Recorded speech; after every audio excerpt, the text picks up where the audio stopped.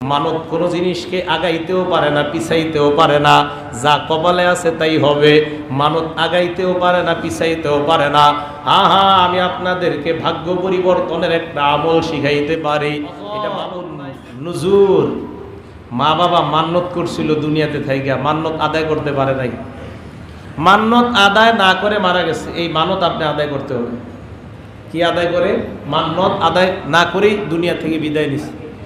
এই মানত আপনি আদায় করতে হবে। কথা কি বুঝে আসছে? মানতের ব্যাপারে প্রথম কথা হলো মানত করা ঠিক না। মানত করা কি না? ঠিক না। কিন্তু মানত যদি কেউ করে আদায় করতে হবে। মানত করা ভালো না, ভালো কাজ না, মানত করা ঠিক না। দলিল আব্দুল্লাহ ইবনে ওমর থেকে বর্ণনা, নাহান নবী সাল্লাল্লাহু আলাইহি ওয়াসাল্লাম আনিন নাজ, আল্লাহর নবী মানত থেকে নিষেধ করছেন। আল্লাহর নবী বলেন, ইন্নাহু লা ইয়ারুদ্দু শাইআ, মানত কোন জিনিসকে ফিরায়া দেয় না। তুমি মানত করলা, এটা করলে এটা করব, আসলে এই কারণে জীবনেও মানত হয় না। এই যে তুমি বললা আমি মানত করলাম, আমার ছেলে হলে আমি এটা করব, মনে রাখবা তোমার ছেলে দেওয়াটাও আল্লাহ আগে থেকেই নির্ধারণ করা। তোমার মান্নতটা তুমি কেন করলা জানো কিনা? আল্লাহ নবী বলেন, ইন্নামা ইস্তাখরাজু বিহি মিনাল বাখিল, মানতের মাধ্যমে কৃপণের কিছু সম্পদ আল্লাহ নিয়ে আসে। কৃপণের কিছু সম্পদ আল্লাহ বাইর করে। কৃপণ টাকা দিতে চায় না, আল্লাহ ওই কৃপণরে কয় তুই মানত কর, মানতের মাধ্যমেও তো তোর কিছু টাকা বের হবে। আল্লাহর নবী বলেন, কৃপণের টাকা বের করার জন্যই শুধুমাত্র মানত, অন্যথায় মানত যে করি আমরা এটা হলে এটা করব, এই কারণে জীবনেও হয় না। আপনি মানত করার কারণে যে এটা হয়েছে ব্যাপারটা এমন না। হাদিসের মধ্যে আসছে মানত যদি করেন আপনার আদায় করা লাগবে, কিন্তু মানত করা লাগবে না। কিন্তু যদি মানত করেন আদায় করা লাগবে, যদি মানত না করেন কিছুই হবে না, যদি করেন আদায় করা লাগবে। নবীজি বলছে কইরো না, করলে আদায় করা লাগবে। আর কেন করছো? কয় তোমার কিছু টাকা পয়সা আল্লাহ চায়, এর লেগে বাইর করছে। দ্বিতীয় বর্ণনা আবু হুরায়রা, দেখেন কি কয়, লা ইয়াতি ইবনে আদম আন-নাজরু বিশাই, মানব বনি আদমের ভাগ্যের কোনো পরিবর্তন ঘটায় না। আমরা মনে করি জানের বদলা জান দেওয়ার মানত করলাম, হুজুর মনে হয় এই কারণে আমার ভাগ্যের পরিবর্তন হলো। আল্লাহর নবী কয়, বনি আদমের কোনো ভাগ্য পরিবর্তন হয় না মানতের মাধ্যমে। আল্লাহর নবী বলেন, লাম ইয়াকুন কদ কদ্দারতুহু, আল্লাহ বলেন আমি যতটুকু ভাগ্যে নির্ধারণ করলাম তাই হবে। শুধু তাই নয়, ওয়ালাকিন ইউলতিহিল কদরু মা কদ্দারতুহু লা, এই যে লোকটা মানত করে এটাও আমি তার তাকদিরে লেখা রাখছি তাই মানত করছে। আসলে জানের বদলা জান, এটা মূলত কোনো ব্যাপার না। আল্লাহর নবী বলেন, এই যে তুমি মানত করলা এটা তোমার ভাগ্যে লেখা তাই তুমি মানতটা করলা। আর এক বর্ণনায় আব্দুল্লাহ ইবনে ওমর বলেন, আওলাম ইউনহাউ আনিন নাজ, এ জনগণ তোমাদের কি মানত করা থেকে নিষেধ করা হয় নাই? কেন তোমরা মানত করো? এবার এই হাদিসে কি বলে দেখেন, ইন্নান নাবিয়্যা সাল্লাল্লাহু আলাইহি ওয়াসাল্লাম ক্বাল, আল্লাহর নবী বলেন, ইন্নান নাজরা লা ইউকদ্দিমু শাইআন ওয়া লা ইউআখিরু, মানত কোন জিনিসকে আগাইতেও পারে না, পিছাইতেও পারে না। যা কপালে আছে তাই হবে। মানত আগাইতেও পারে না, পিছাইতেও পারে না। আমি আপনাদেরকে ভাগ্য পরিবর্তনের একটা আমল শিখাইতে পারি। এটা মানত না, এটার নাম হলো দোয়া। যেই ভাগ্যগুলা পরিবর্তন হওয়ার নয়, এগুলা ছাড়া অন্য যেই ভাগ্যগুলা আছে, যেমন মরণ, আপনি এটা পরিবর্তন করতে পারবেন না। আপনি দুনিয়াতে আসবেন, এটাও পরিবর্তন করতে পারেন না। তবে কিছু ভাগ্য আছে দোয়ার মাধ্যমে পরিবর্তন করা যায়। এই ভাগ্যটার নাম হলো ঝুলন্ত ভাগ্য। কিছু ভাগ্য আছে ঝুলন্ত, এই ভাগ্যগুলো আল্লাহ ঝুলায় রাখে।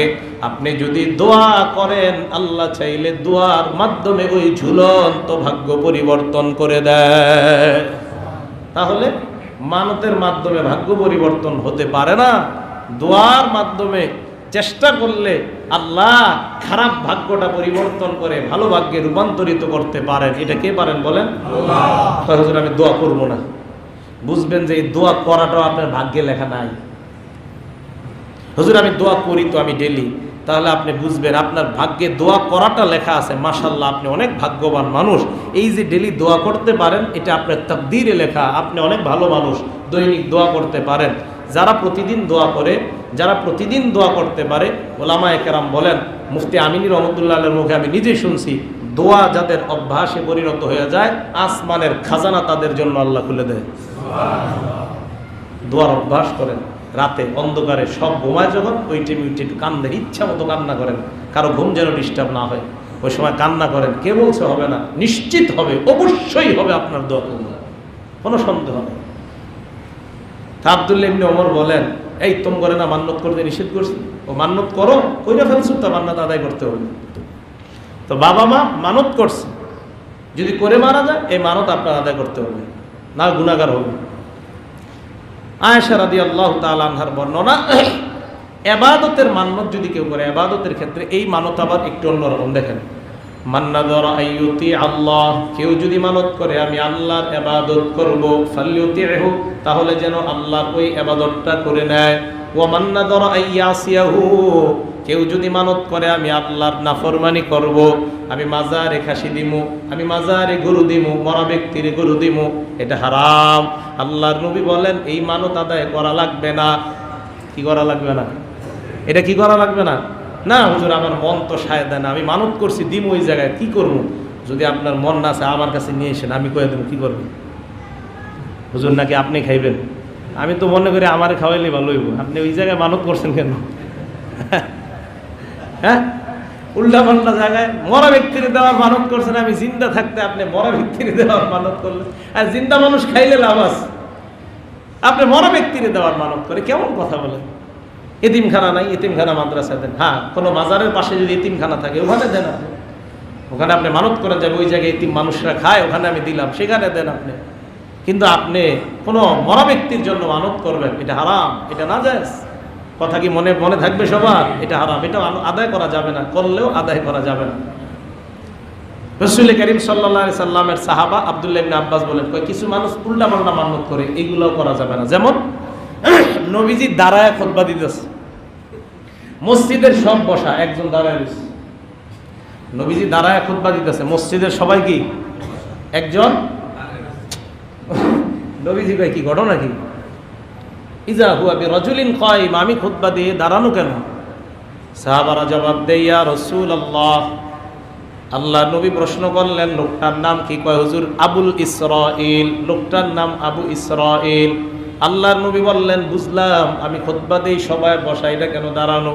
এবার সাহাবারা বলে, ইয়া রাসূলুল্লাহ, লোকটা মানত করছে আইয়াকুমা ওয়ালা ইয়াকুদা, আপনি খুতবা দেওয়ার সময় হ্যাঁ দাঁড়ায় থাকবো, বসবে না, মানত করছে।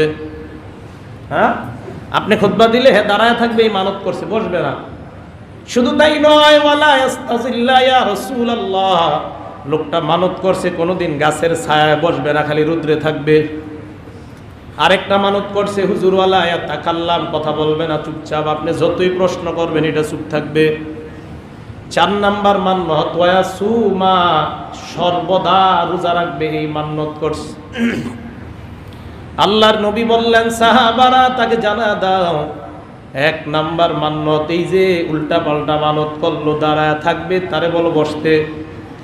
2 নাম্বার গাছের ছায়ায় বসবে না, তারে বলো বসতে। 3 নাম্বার কথা বলবে না, এটা উল্টা পাল্টা মানত, তারে বলো তাড়াতাড়ি কথা বলতে। হ্যাঁ, 4 নাম্বার মানত এই যে রোজার মানত করছে, কয়েকটা রোজা আদায় করতে বলো, কারণ এটা ইবাদতের মানত, আর ইবাদতের মানত আদায় করা লাগে। ওই যে আগেই বললাম, আল্লাহর ইবাদতের মানত যদি কেউ করে নেয়, ওই মানতটা আদায় করা লাগে। যেহেতু রোজার মানত করছে, আল্লাহর নবী বললেন রোজাটা আদায় করতে বলো। আর কথা বলবে না, এই মানত এটা উল্টা পাল্টা মানত, বলো কথা বলতে। গাছের ছায়ায় বসবে না, এটা একটা আন্দাজি মানত, তারে বলো গাছের ছায়ায় বসতে। আর যে আমি খুতবা দিমু দাঁড়ায় থাকবে, এটাও একটা ফালতু মানত, তাকে তাড়াতাড়ি বলো বসার জন্য। তাহলে উল্টা পাল্টা মানত করা যাবে না, মানত করতে হবে আল্লাহর ইবাদতের ক্ষেত্রে। হ্যাঁ, মানত করা জরুরি কোনো বিষয় নয়, যদি মানত করেন আদায় করা জরুরি হয়ে যায়। কথা কি বুঝে আসছে সবার? মানত করলে আদায় করা জরুরি হয়ে যাবে যদি কেউ মানত করেন। আর যদি মানত কেউ না করেন কোনো সমস্যা নাই, কারণ মানতে আপনার ভাগ্য সামনেও যায় না, পিছনেও আসে না। হ্যাঁ, দোয়ার মাধ্যমে ভাগ্য আল্লাহ পরিবর্তন করে দেয়। এই জন্য আমরা মানত, এটা আমাদের জরুরি বিষয় না, যদি কেউ করে থাকেন আদায় করা লাগবে। মা বাবার মানত থাকলে এই মানত পুরা করা লাগবে। এই হলো 4 নাম্বার, পিতামাতার পক্ষ থেকে মানত আদায় করে দেওয়া।